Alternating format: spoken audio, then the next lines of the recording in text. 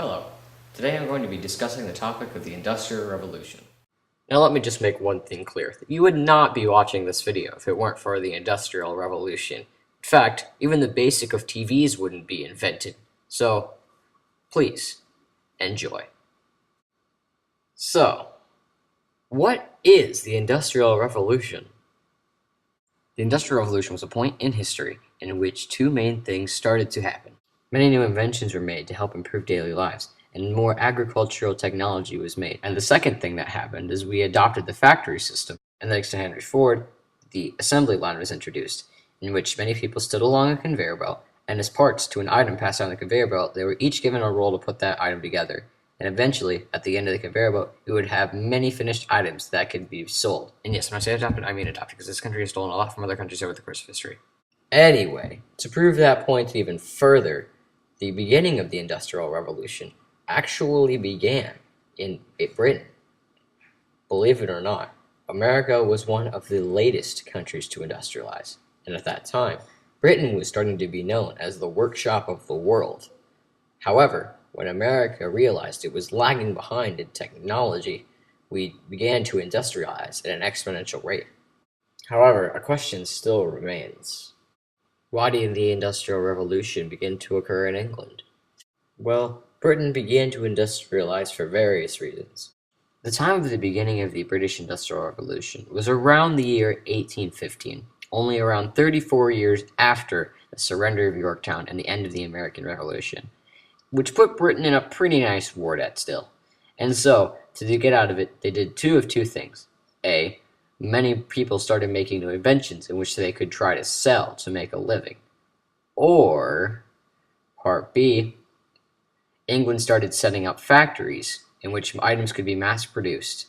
Even though these working conditions were bad, it worked so well because of Britain's rising population and because they could get away with paying low wage.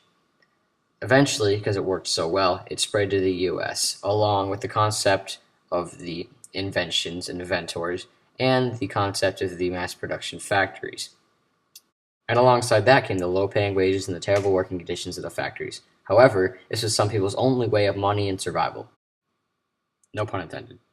Now, what were these factories like, and who worked there? Well, as far as who worked there goes, it could range from anyone, from moms to dads to teenagers to even kids and toddlers. And as far as the working conditions went, they could be anything. There could be broken shards of anything on the ground, and there were often many spinning, unguarded belts that could take off the hands and fingers of little children. Wow, imagine that being your life. However, from watching Britain, we knew we needed to industrialize. Their economy would have easily outdone ours.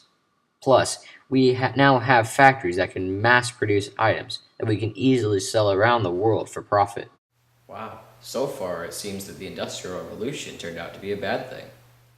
Well, not all of the Industrial Revolution was a bad thing. The inventions were very important. It definitely sped up most of the things we did in our daily lives. And in some ways, it actually enhanced what we did. It made things more cool and techy and leisurely.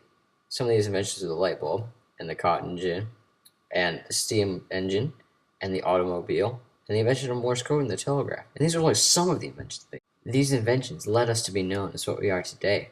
The invention of the cellular phone was made, and cars are much more common, and our lighting sources have improved efficiently, and we also advanced to having television.